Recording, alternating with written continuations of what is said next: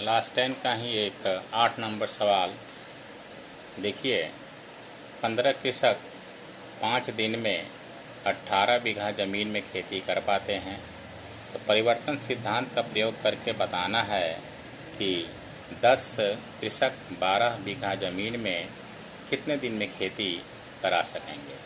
तो हमें कृषक दिया हुआ है 15 दिन, 5 दिन में वो लोग 18 बीघा ज़मीन जोतते हैं, काम खेती करते हैं। तो आपको निकालना है 10 कृषक 12 बीघा ज़मीन को कितने दिनों में कर सकेंगे। तो ये देखिए आपका सवाल है। 15 कृषक 5 दिनों में 18 बीघा ज़मीन पर खेती कराते हैं, तो 10 कृषक 12 बीघा ज़मीन में कितने दिनों में खेती करा सकेंगे। इस तरह का सवाल आपने 7 में और 8 में बनाया है, लेकिन यहाँ आपको परिवर्तन सिद्धांत का प्रयोग करना है। तो आपको जब ये निकालना है तो इसी को आपको A मान लेना होगा, इसको A मान लेना होगा, इसको B और C मान लीजिए। ये आपको हम रफ में समझाए हैं। आपको मानना है, माना 8 नंबर सवाल है, माना दिनों की संख्या A कृषक की संख्या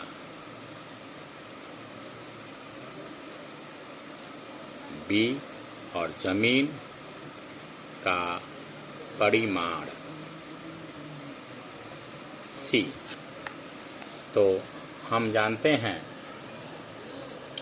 जिस प्रकार हम 7 और 8 में बनाए थे कि इसको आप छिपा दीजिए। आपको कृषक और दिन के बीच में संबंध निकालने हैं। तो आप जानते हैं जब 15 कृषक अगर 5 दिन में खेती कराते हैं तो 10 कृषक कम हो गया तो दिन हमारा बढ़ जाएगा। दिन बढ़ जा रहा है, तो कृषक के कम होने से जब दिन बढ़ रहा है, ये आपका विलोम समानुपाती है। तो वही हमें लिखना है यहाँ, कृषक तथा दिनों के बीच विलोम संपर्क है। इसलिए A हमें निकालना है, इसलिए लिखेंगे A समानुपाती है 1/B। A और B में विलोम संपर्क है, तो A और B में विलोम संपर्क इस प्रकार हम लोग दिखाते हैं। A समानुपाती है 1/B का, या A B के विलोम समानुपाती है, जहाँ C स्थिरांक है।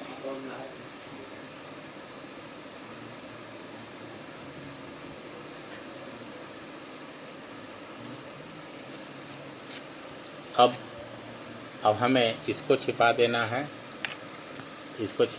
है, और ये दोनों में हमें दिन में और ज़मीन में संपर्क ज्ञात करना है। तो हम देखते हैं कि जब 18 दिनों में 18 बीघा ज़मीन में खेती कराने के लिए 5 दिन लगता है, तो ज़मीन का परिमाण कम हो गया 12 बीघा ज़मीन में खेती कराने के लिए समय भी हमारा कम हो जाएगा। इसलिए इन दोनों में सरल संपर्क है।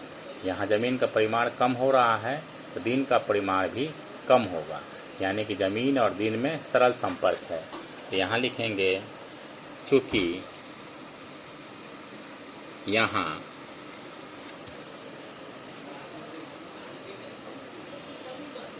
ज़मीन का परिमाण तथा दिनों के बीच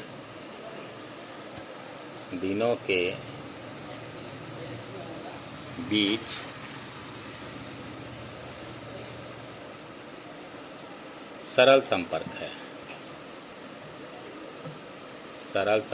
है, इसलिए हम लिख सकते हैं A निकालना है, इसलिए A समानुपाती है C का, जहाँ B एक स्थिरांक है।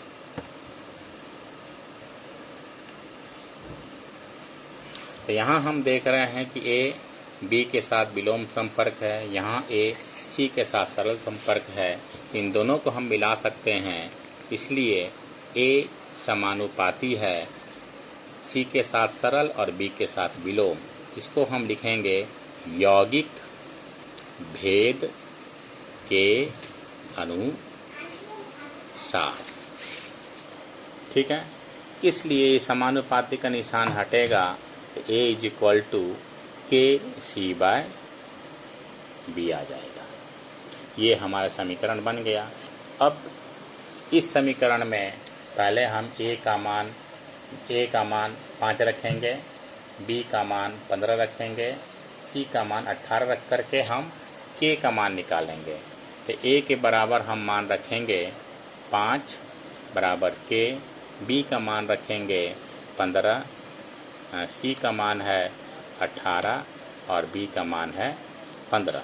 यहाँ से के का मान हमारा निकल जाएगा। यहाँ से के का मान हमारा आ जाएगा 5 गुने 15 बटा 18। तो आपका ये 3 से 3 5 15, 3 6 18, अब नहीं कटेगा तो 25 बटा 6, यानी कि के का मान 25 बटा 6 हम यहाँ रख सकते हैं इस समीकरण में। इसलिए ए बराबर हो गया 25 बटा 6 और गुने 18 बटा 18 बोलते हैं, सी बटा लिख सकते हैं ए बराबर 25 बटा 6 और सी बाय बी। ये समीकरण आपका पूरा हो गया। के का मान रख दिए, अब किसमें समीकरण केवल ए बी सी है। अब दूसरा आपसे प्रश्न पूछा जा रहा है, जब कृषक का संख्या 10 हो, जमीन का परिमाण 12 बीघा हो, तो दिन का संख्या क्या होगा, यानी कि ए निकालना है। तो हमें बी की जगह 10 और सी की जगह 12 रखना होगा। तो हम निकाल सकते हैं, इसलिए ए बराबर 25 बटे 6 गुने सी का मान आपका है 12 और बी का मान है आपका 10। तो ये हमारा कट के 6 दूनी 12, 5 से 5 5 25, 5 दूनी 10 और 2 2 कट गया, यानी कि आया 5, यानी कि दिनों की संख्या आया 5 दिन। इसलिए हम आंसर लिख सकते हैं कि 10 कृषक